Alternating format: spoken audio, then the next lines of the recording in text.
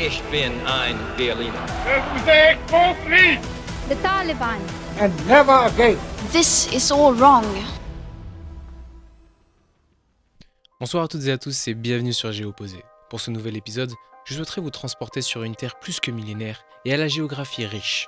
Les hauts plateaux de l'Ouest y côtoient les plaines verdoyantes, creusées par les fleuves et ses affluents. Les dynasties s'y sont succédées, laissant à chaque fois philosophie et art. Aujourd'hui, ce pays est l'un des plus puissants de notre siècle. Bienvenue en Chine. Autrefois l'un des territoires les plus pauvres de la planète, les images en noir et blanc de l'ère Mao nous semblent aujourd'hui bien obsolètes. Présente sur toutes les lèvres, elle attise tout sauf de l'indifférence. De fait, la Chine inquiète, offusque, mais aussi surprend. Le Made in China, souvent décrié, synonyme pour certains de mauvaise qualité, est aujourd'hui présent à chaque instant de notre existence. Les vêtements que nous portons, nos téléphones, mais aussi le secteur de l'aérospatial, de l'industrie chimique ou encore de la métallurgie, elle est partout.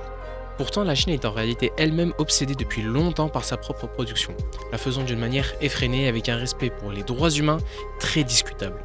La puissance asiatique veut se placer à l'avant-garde de la production de marchandises et elle investit désormais massivement dans le secteur de la technologie. Nous verrons ici dans cet épisode comment la Chine communiste, à travers le développement du secteur numérique, cherche à se hisser en tant que puissance économique mondiale. C'est parti. Tout d'abord un peu de contexte. La Chine que nous appelons aujourd'hui la République populaire de Chine était avant tout un pays d'agriculteurs. Pendant des siècles, son économie reposait sur la culture du riz, du blé et d'autres ressources essentielles à sa population. Mais en 1949, avec l'arrivée au pouvoir de Mao Zedong, tout va changer. Ce révolutionnaire marxiste rêve d'une Chine puissante et autosuffisante. Il veut industrialiser le pays à marche forcée pour rattraper son retard sur les grandes puissances. Cette ambition prend une tournure radicale avec le grand bond en avant, lancé en 1958. Son objectif ? Transformer l'économie chinoise en collectivisant les terres agricoles et en imposant une industrialisation massive. Toute la population doit alors se concentrer à la production d'acier.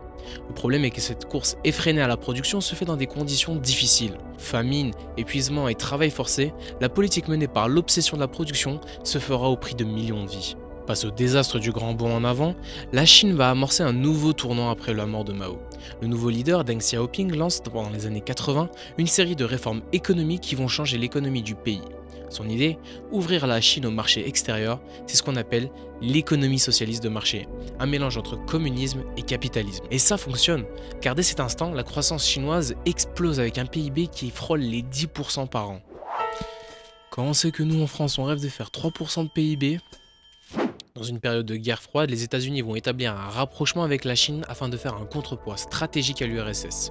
Les entreprises américaines s'y installent et les investissements étrangers affluent. Ce processus atteint son paroxysme en 2001 lorsque la Chine rejoint l'Organisation mondiale du commerce. En intégrant pleinement l'économie mondiale, Pékin attire les industries et capitaux du monde entier. En moins de 30 ans, la Chine passe d'un pays agricole en sous-développement à une superpuissance industrielle, dépassant en 2010 le Japon pour devenir la première puissance économique d'Asie. Une ascension tout simplement fulgurante. En 2012, Xi Jinping devient le nouveau président de la RPC, et ce dernier rêve d'un nouvel empire chinois. Bien que le pays voit sa croissance se réduire, la Chine multiplie les investissements dans différents secteurs dont le numérique, moteur de la nouvelle révolution industrielle. Le secteur numérique est devenu un terrain de compétition stratégique entre les grandes puissances. Et la Chine l'a bien compris. À travers ses entreprises, Pékin impose sa présence et défie l'assise technologique occidentale. Par exemple, le secteur des réseaux sociaux a longtemps été dominé par les Américains dans les années 2010. Or, depuis la création de TikTok, développé par ByteDance, la Chine s'impose comme un acteur majeur du secteur. Avec 1,5 milliard d'utilisateurs, TikTok est bien plus qu'une simple application de divertissement. C'est un outil de soft power redoutable pour la Chine. Une étude révèle que les mineurs passent en moyenne 1h47 par jour sur l'application, illustrant son pouvoir d'attraction.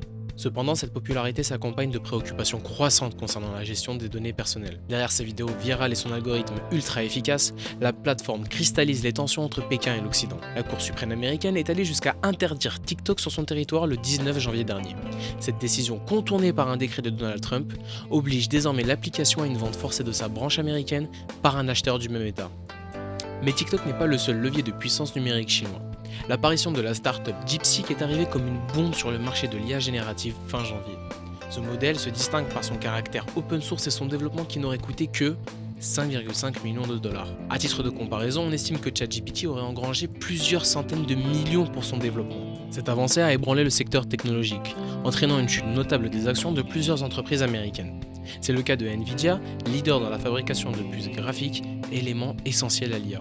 Sa valeur boursière a diminué de 17%, soit une perte de 590 milliards de dollars en capitalisation. Un choc pour Wall Street.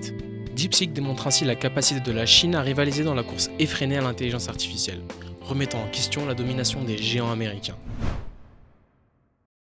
On l'a bien vu, l'Empire du Milieu ne joue plus les seconds rôles. Derrière son obsession pour la production se cache une ambition plus vaste.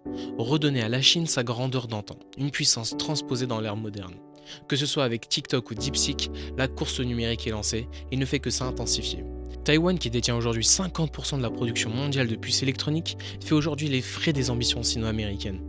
Avec son ambition démesurée et une mainmise croissante sur des secteurs stratégiques, on peut ainsi se demander jusqu'où ira la Chine pour renouveler l'équilibre mondial.